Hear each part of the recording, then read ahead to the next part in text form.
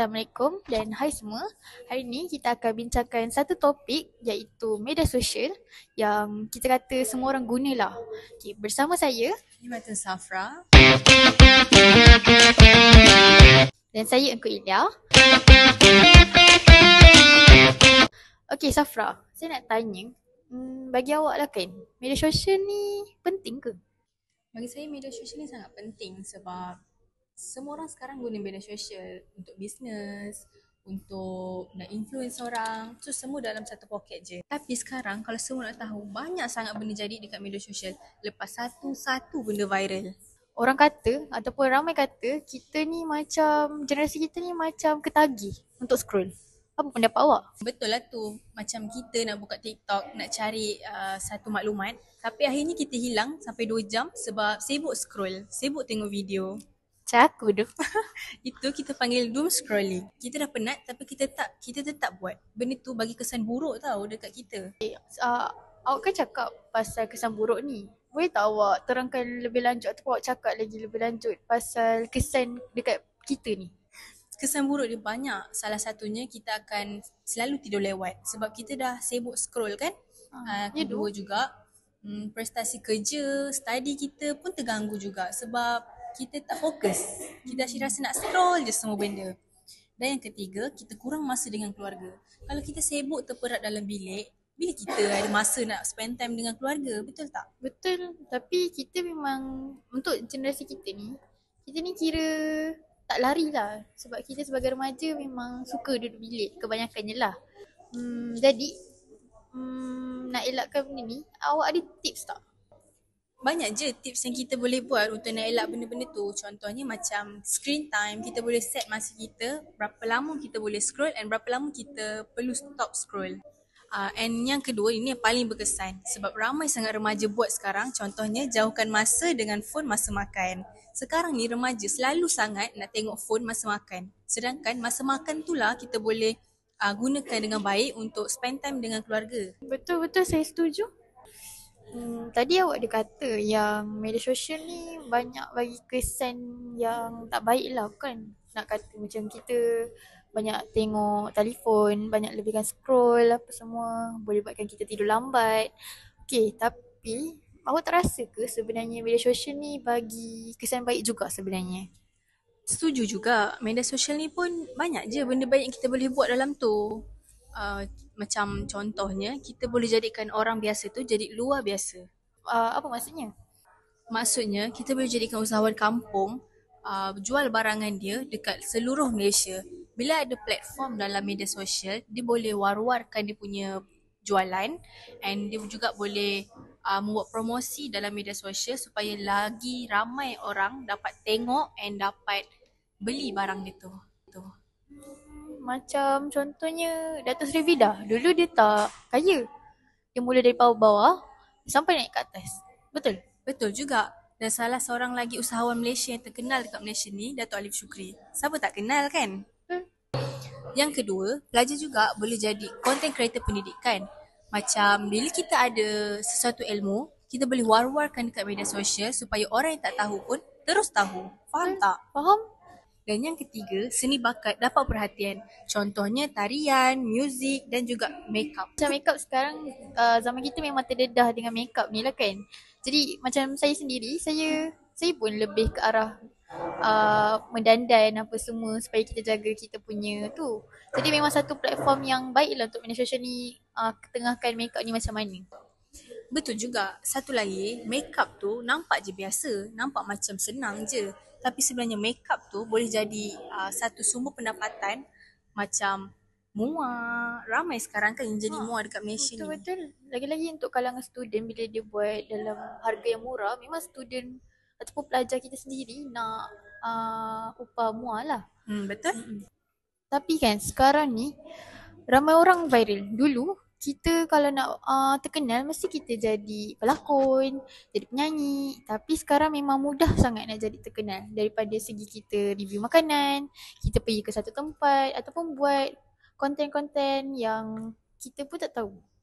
Betul juga. Itulah salah satu kebaikan media sosial. Bila kita buat sesuatu yang menarik perhatian orang, mesti benda tu viral. Bila kita dah viral, lagi senanglah kita nak menyebarkan ilmu dekat media sosial ni. So lagi ramai orang dapat maklumat yang baik.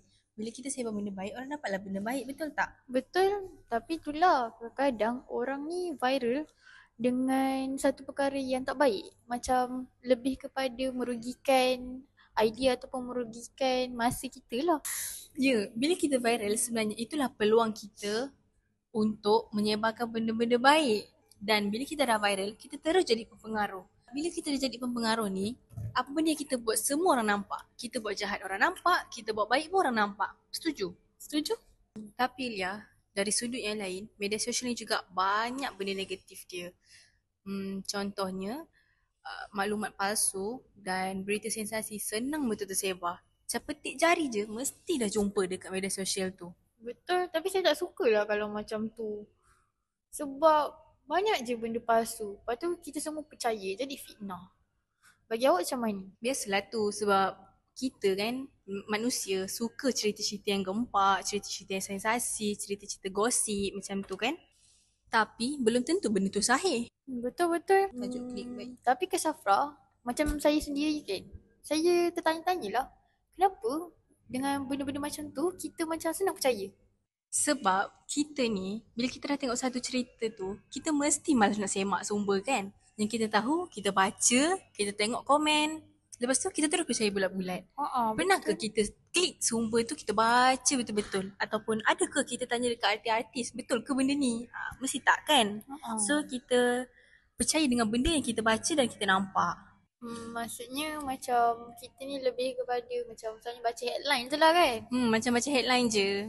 Yang kedua, sebab kita selalu percaya benda yang kita baca, bila kita baca, ikut emosi. Contohnya macam isu yang berlaku di sekolah sekarang. Banyak sangat spekulasi yang keluar tentang sekolah and cikgu-cikgu serta ibu bapa. Sedangkan tak ada masalah pun untuk ketiga-tiga pihak. Cuma netizen ni buatkan cikgu-cikgu ni nampak buruk ataupun penjagaan ibu bapa tu teruk. Ada juga netizen yang salahkan sendiri mangsa-mangsa di sekolah tu. Betul?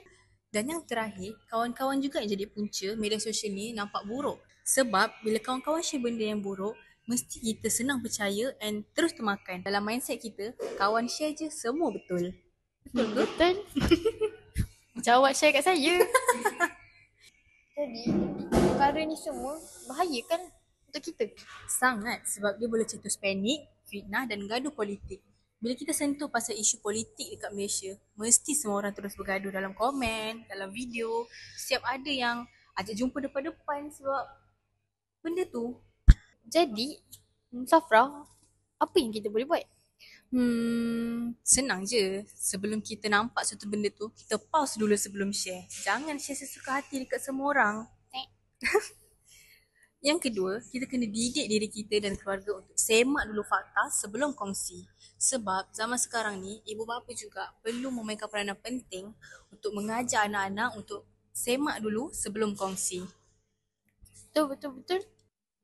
Dan yang terakhir, kita kena semak sumber rasmi dari isu-isu besar.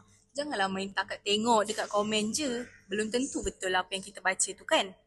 Betul, saya setuju. Tapi saya suka baca komen. Hai.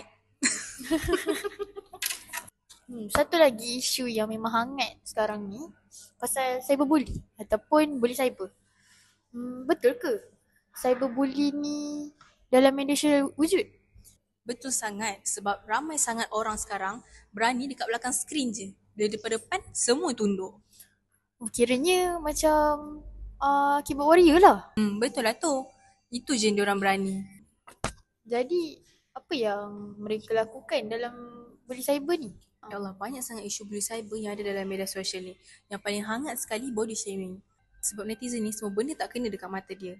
Orang badan besar tak kena, badan kecil tak kena, tinggi tak kena, rendah pun tak kena.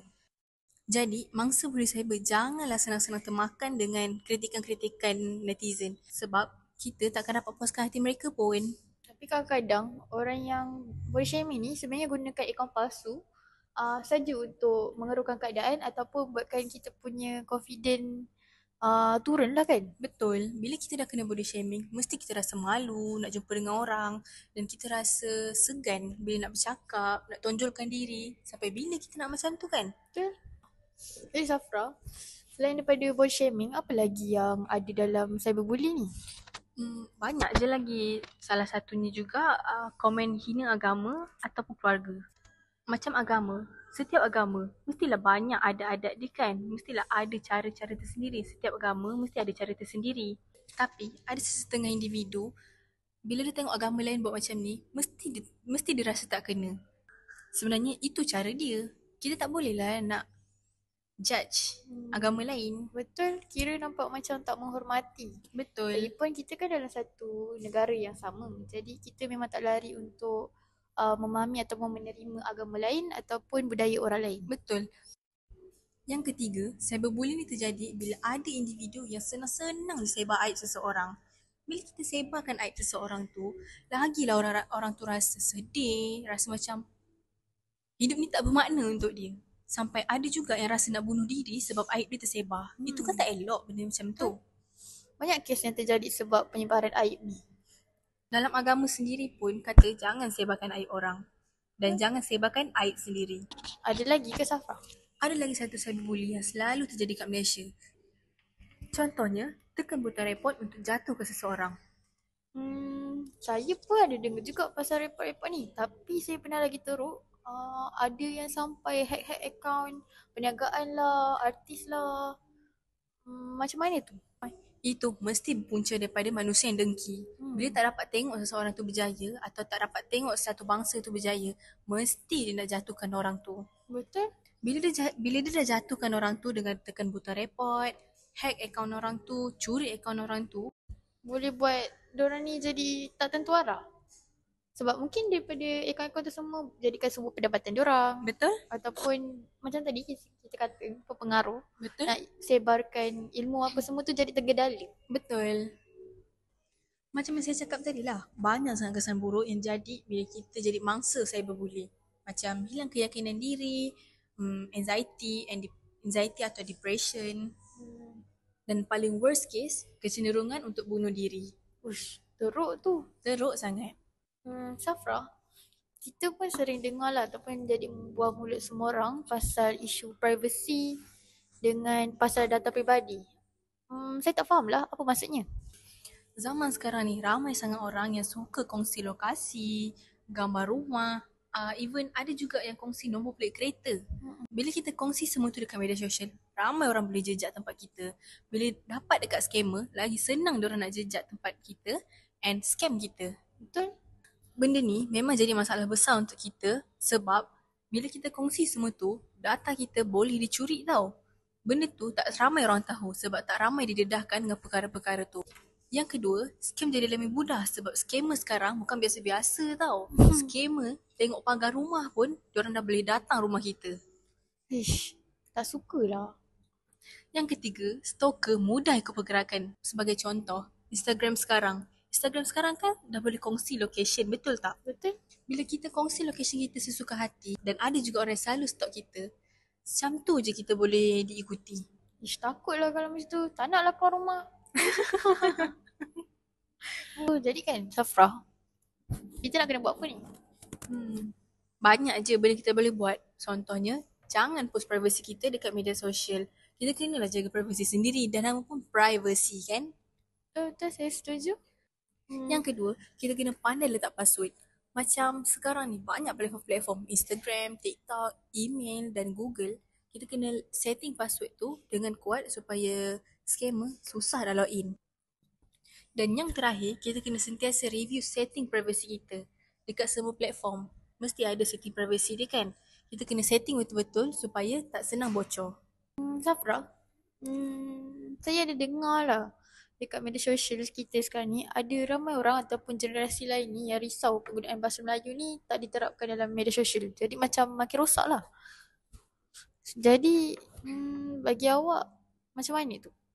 Memang ada ura-ura yang mengatakan bahasa Melayu ni semakin rosak dekat media sosial dari segi tata bahasa dan penggunaan bahasa Melayu itu tersendiri. Sebab bila kita dah masuk dalam media sosial ni, kita mesti akan cenderung kepada bahasa Inggeris, betul tak? Sebaliknya, media sosial ni juga jadi peluang untuk memartabatkan bahasa Melayu. Seperti pempengaruh boleh buat konten tentang pendidikan, penggunaan bahasa Melayu. Mereka juga boleh buat konten puisi-puisi yang boleh tunjukkan kepada generasi yang ada sekarang ni tentang kebaikan dan juga keindahan bahasa Melayu itu tersendiri. Tapi dalam kalangan pelajar pun kita ada terapkan bahasa Melayu ni kan, macam daripada segi buat assignment. Betul. Tapi sebab pelajar sekarang pun selalu sangat tengok media sosial. Bila mereka tengok media sosial, mesti mereka lebih terpengaruh dengan apa yang ada dalam media sosial tu. Sebab itulah saya kata pengaruh tu perlu buat konten-konten macam tu supaya pelajar lebih cenderung ke arah bahasa Melayu. Jadi sebenarnya bukan masalah platform, betul tak? Betul. Jadi ini adalah masalah kepada pengguna. Betul, sebab media sosial tu cuma alat je. Manusia tu sendiri kena pandai untuk bawa ke mana hala tuju media sosial tu. Puas Safra, nampaknya kita dah nak sampai penghujung segmen Betul, kita. tak sangka banyak sangat benda yang kita dah kupas tentang media sosial. Sebelum kita akhiri segmen kita ni, apa cadangan yang boleh kita buat dalam media sosial ni? Maksudnya kita gunakan secara berhemah.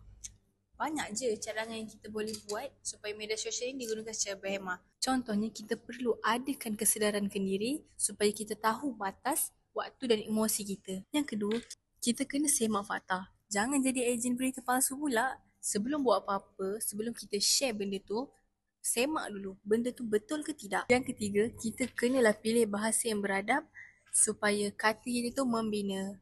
Tak adalah kita singgung hati ramai orang, hati-hati netizen-netizen. Betul. Yang keempat, benda paling wajib, privasi utama. Kita sendiri perlulah menjaga identiti kita supaya tak senang diambil oleh orang lain. Tak naklah kita punya privasi tu diceroboh kan? Betul. Yang kelima, cipta contoh baik. Jadilah pengguna yang bermanfaat. Bila kita dah jadi pempengaruh yang berjaya, yang viral, kita mestilah sebarkan benda-benda baik je supaya orang ikut. Janganlah sebar benda-benda buruk. Betul. Jika rakyat amal nilai ni, media sosial jadi platform yang sangat baik untuk kita gunakan pada jangka masa panjang. Bukan jadi ruang konflik untuk kita gaduh sesama kita. Betul tak? Betul. Okay, terima kasih Safra. Nampaknya kita dah kupas banyak perkara tentang isu semasa pasal media sosial ni kan? Ya, media sosial adalah cermin masyarakat. Kalau kita bijak gunakan dia, kita dapat bina negara yang lebih maju. Kalau kita leka, kita sendiri yang rugi. Ingat, klik dengan bijak, fikir sebelum tulah. Assalamualaikum dan terima kasih. Bye.